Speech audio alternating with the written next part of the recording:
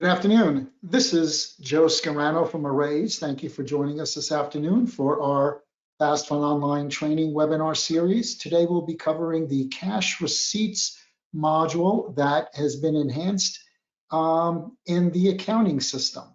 So when you open up your cash receipts module, you are presented with a screen that shows both the ability to do client payments and cash receipts. So if you do not have the accounts receivable module, you will not see this little button here to enter a client payment. If you have the accounts receivable module and you're entering a payment for an open receivable, you need to click on client payments. Notice when I click on client payments, the bottom of the screen will change. You'll see how it changes to display the open client bill, the original bill date, the due date, the reference, and the amount, and then the balance due for the bill. Let's start with cash receipts. So, as you know, all of your cash receipts are processed and entered to undeposited funds that you then make a deposit for. So you enter your client name, which is an other name. If you enter any name here under client payments or under cash receipts, you will see other names, constituents, vendors, and even employees. If you enter an employee name, you will see the employee also. You will not see clients. Whereas if you go to client payments and you enter a name here, you will only see client names. You will not see other names. You will not see vendors, constituents, or employees. So let's enter a simple client payment. So you enter the name, you put in the date of the transaction, the reference. This tells me that I've entered this reference for this transaction type. That's a duplicate reference check. You can turn that off if you like under your user preferences. User preferences is accessible here. You then enter the amount of the transaction. If you have the cost allocations module, you can select how you want to allocate that transaction. So I can say grant revenue, and it pulls up my line item for grant revenue. And then from here, I can enter the amounts that I want to distribute.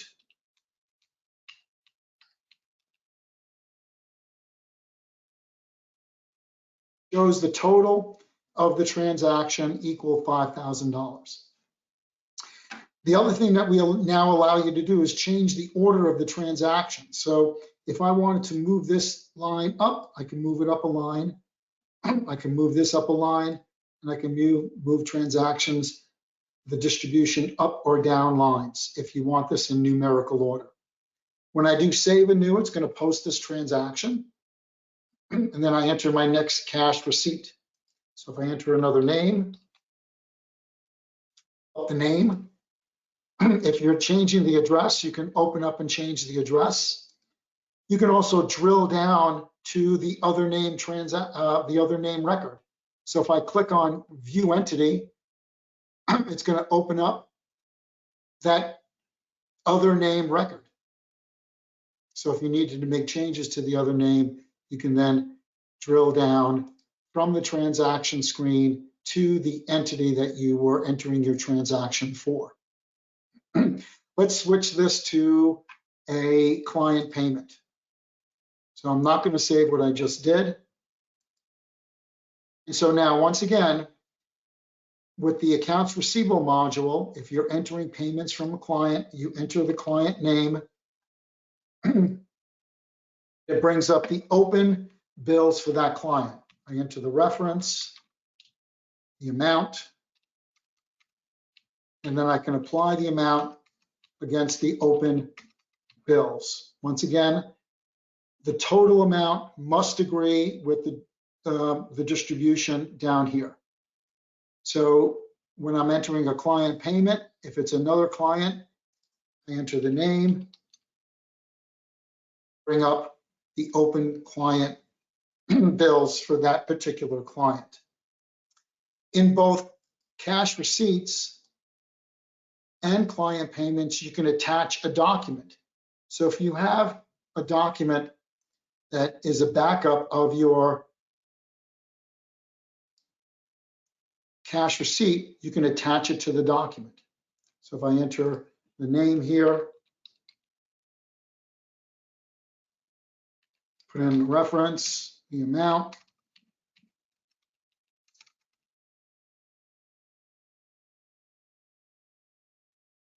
and when I save this, see that this image can be opened. So you can view the image attached to your transaction. Let's say that you are doing a client payment and you enter the client's name. This client doesn't have any open bills. So what I'm going to do is enter a prepayment. Once again, you put in the reference, you put in the amount, and then you click prepayment. Let's say it was prepaid tuition, and I click OK. And that actually posts the transaction. The OK there treats it as a save and new. So I just entered a prepayment for a client, and let's now quickly add a bill for that client.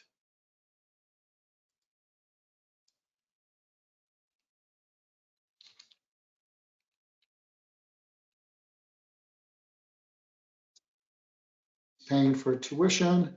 Let's say it's the winter 2022.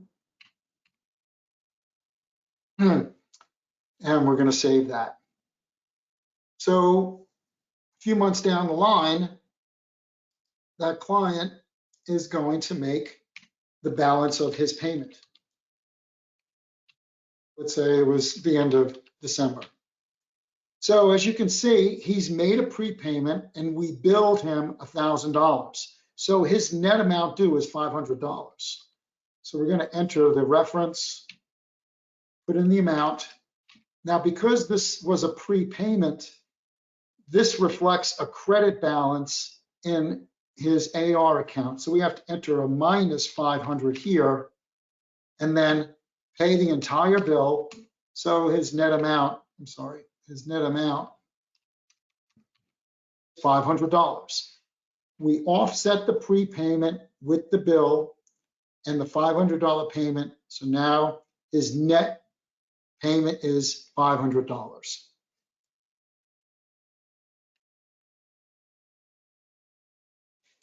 So let's say we had a client who issued a credit memo for, and we're not going to be billing that client anymore. So now we have to issue a refund. This is a new feature that we've introduced with the client payments, is you can now issue a refund check to a client.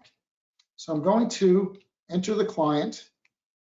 As you can see, there's a balance due to the client. We have a credit of $1,000 and an open bill for $500. So we actually owe this client, Alexis Lawrence, $500. We're going to check refund. When I check refund, if you notice, it changes the reference to be printed. We're going to end up issuing her a $500 check.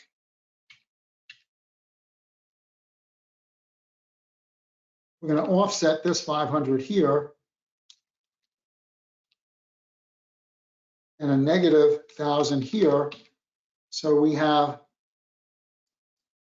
net amount. Oh, we have to do the opposite. I'm sorry. Minus 500 here. It's a little confusing, and $1,000 here.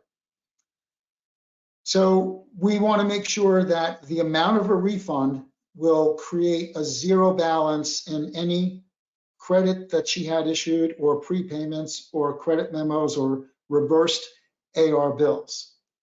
So now we have a check that we're going to issue her for $500.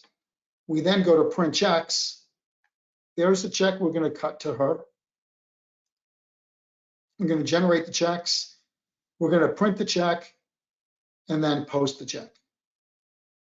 So now, if I go to my cash account, I'll register and take a look at my BB&T cash account, you'll see that transaction. It's still treated as a client receipt, but as you can see, it's a credit. It's a credit because it's actually a check.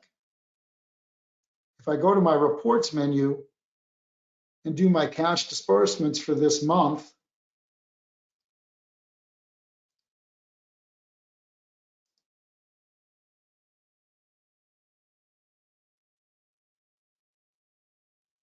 see the check that we cut to Alexis for $500. If we then go back to our transactions and look at our bank reconciliation, we can see the check that we cut to Alexis for $500.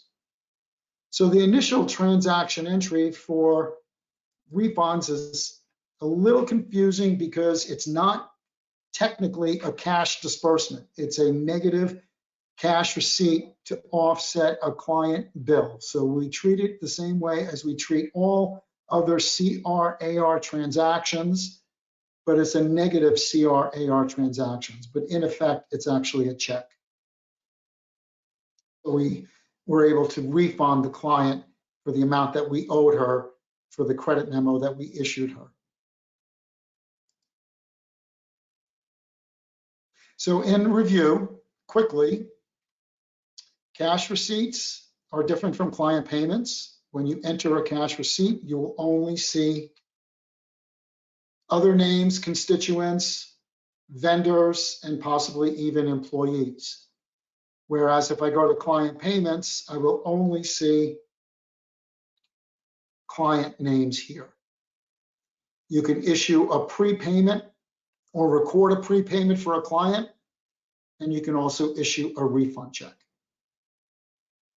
So that's the additions that we've made to the cash receipts module. I appreciate everyone's time today. Thank you, and hope you're all doing well and staying safe. I'm Joe Scarano from Arrays, and we'll talk to you all soon. Bye-bye.